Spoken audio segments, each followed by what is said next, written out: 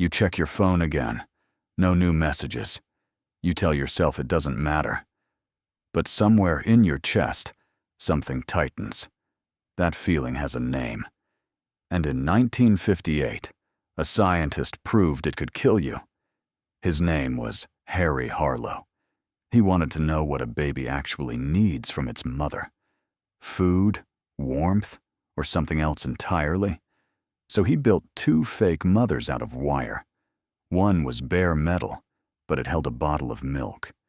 The other was wrapped in soft cloth, but it offered nothing to eat. Then he gave infant monkeys a choice. The monkeys barely touched the wire mother. They fed quickly, then ran straight back to the cloth one. They clung to her for hours.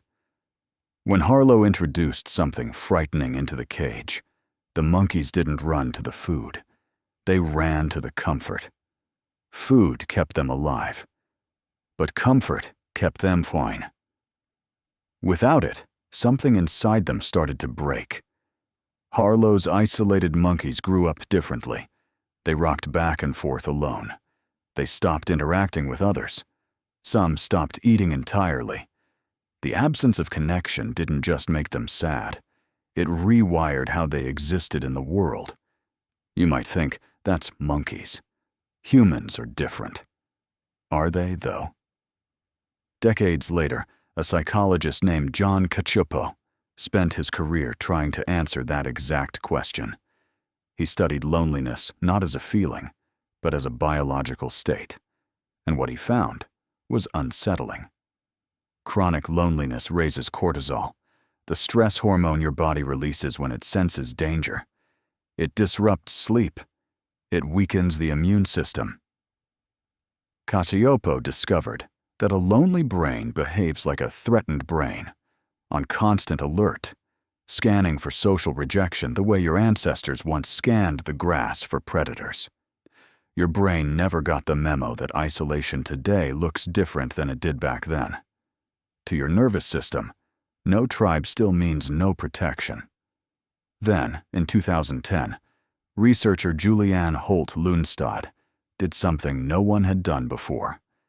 She combined data from 148 separate studies covering over 300,000 people and tracked their social connections against how long they lived.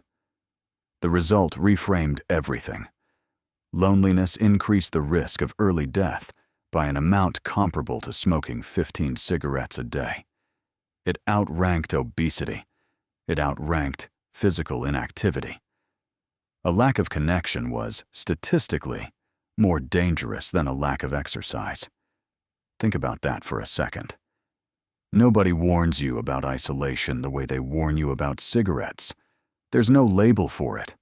No public health campaign stapled to your phone screen. And yet the data says it might be doing comparable damage, quietly, over years. Why would evolution build you this way? Because for most of human history, being alone wasn't just uncomfortable, it was a death sentence. Early humans survived in groups, hunting together, sharing food, defending against threats no single person could face alone. A human cut off from the tribe rarely lasted long. So your body learned to treat disconnection as an emergency, the same way it treats hunger or cold. That ancient alarm system is still running inside you right now. It doesn't know the difference between being exiled from a Stone Age camp and being left on red. It just knows the connection is missing, and it responds the same way it always has. With stress, with vigilance, with a low hum of danger that never fully switches off. This is why isolation feels like more than sadness. It feels like threat.